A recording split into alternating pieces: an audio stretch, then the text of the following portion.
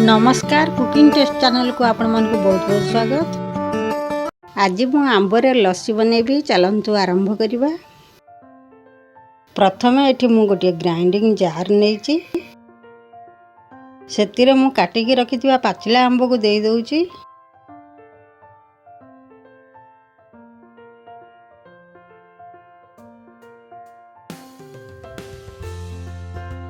एबे सेतिरे मु गोटे कप क्षीर देई दउची।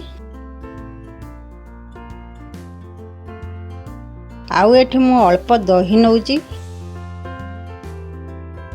तापरे मु सेथिरे 4 चमच चीनी देई दउची।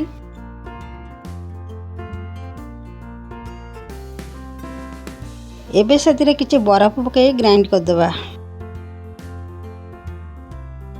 एठी देखि पारुथिबे मु भलो भाबरे ग्राइंड कर देइची।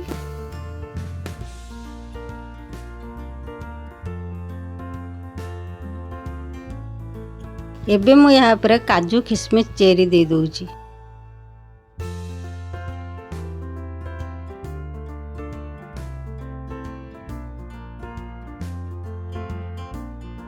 एबे हमर ठंडा ठंडा आंब लस्सी रेडी हो गला।